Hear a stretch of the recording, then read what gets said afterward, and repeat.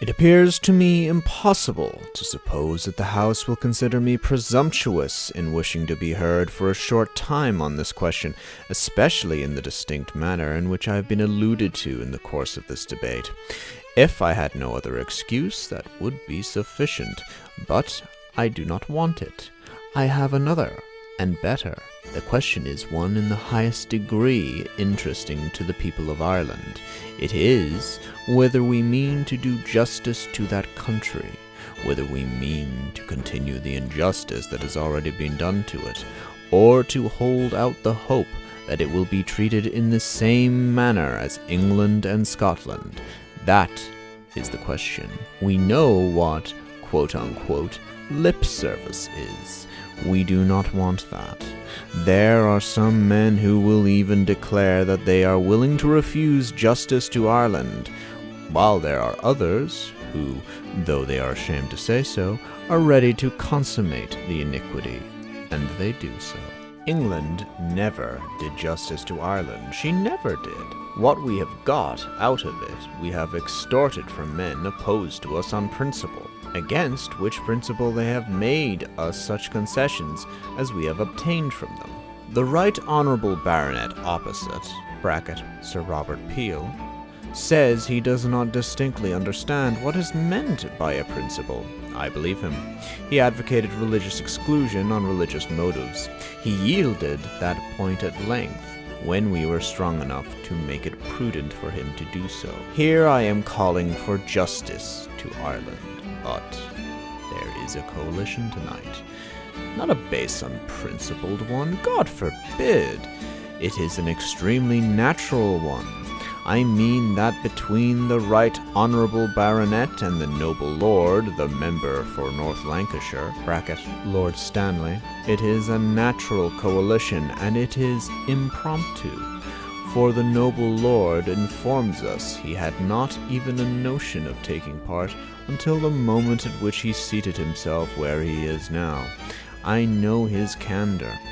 He told us it was a sudden inspiration which induced him to take part against Ireland. I believe it with the most potent faith, because I know that he requires no preparation for voting against the interests of the Irish people. Groans. I thank you for that groan. It is just of a piece with the rest. I regret much that it has been thrown upon arguing this particular question, because I should have liked to have dwelt upon the speech which has been so graciously delivered from the throne today, to have gone into its details, and to have pointed out the many great and beneficial alterations and amendments in our existing institutions, which it hints and recommends to the House.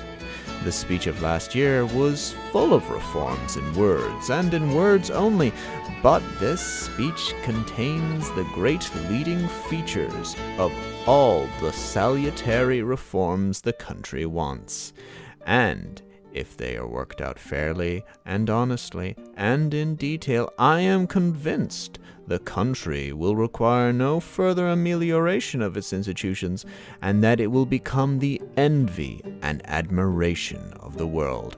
I, therefore, hail the speech with great satisfaction. It has been observed that the object of a king's speech is to say as little in as many words as possible.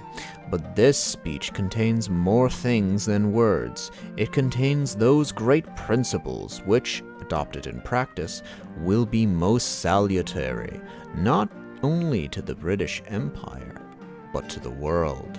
When speaking of our foreign policy, it rejoices in the cooperation between France and this country, but it abstains from conveying any ministerial approbation of alterations in the domestic laws of that country which aim at the suppression of public liberty and the checking of public discussion, such as call for individual reprobation, and which I reprobate as much as anyone.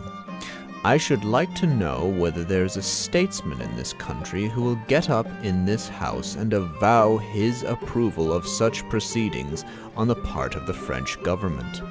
I know it may be done out of the House amid cheers of an assembly of friends, but the government have, in my opinion, wisely abstained from reprobating such measures in the speech, while they have properly exulted in such a union of the two countries as will contribute to the national independence and the public liberty of Europe. Years are coming over me, but my heart is young and as ready as ever in the service of my country, of which I glory in the pensionary and the hired advocate. I stand in a situation in which no man ever stood yet, the faithful friend of my country, its servant, its stave, if you will. I speak its sentiments by turns to you and to itself. I require no 20 million pounds sterling on behalf of Ireland. I ask only for justice. Will you? Can you? I will not say, dare you refuse, because that would make you turn the other way. I implore you as English gentlemen to take this matter into consideration now, because you never had such an opportunity of conciliating. Experience makes fools wise. You are not fools, but you have yet to be convinced. I cannot forget the year 1825. We begged then, as we would for a beggar's boon. We asked for emancipation by all that is sacred among us, and I remember how my speech and person were treated on the Treasury bench, when I had no opportunity of reply. The other place turned us out and sent us back again, but we showed that justice was with us. The noble lord says the other place has declared the same sentiments with himself, but he could not use a worse argument. It is the very reason why we should acquiesce in the measure of reform, for we have no hope from that house. All our hopes are centered in this, and I am the living representation of those hopes. I have no other reason for adhering to the ministry than because they, the chosen representatives of the people of England, are anxiously determined to give the same measure of reform to Ireland that which England has received. I have not fatigued myself, but the House, in coming forward upon this occasion. I may be laughed and sneered at by those who talk of my power, but what has created it but the injustice that has been done in Ireland? That is the end and the means of the magic, if you please, the groundwork of my influence in Ireland. If you refuse justice to that country, it is a melancholy consideration to me to think that you are adding substantially to that power and influence, while you are wounding my country to its very heart's core, weakening that throne, the monarch who sits upon which you say you respect, severing that union which you say is bound together by the tightest links, and withholding that justice from Ireland which she will not cease to seek till it is obtained.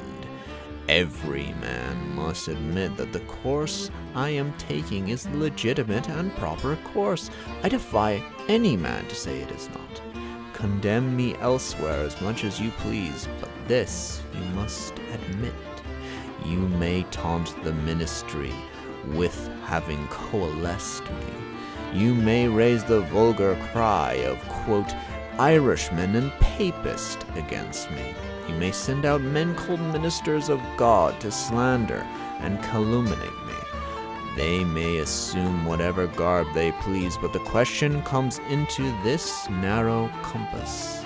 I demand, I respectfully insist on equal justice for Ireland, on the same principle by which it has been administered to Scotland and England.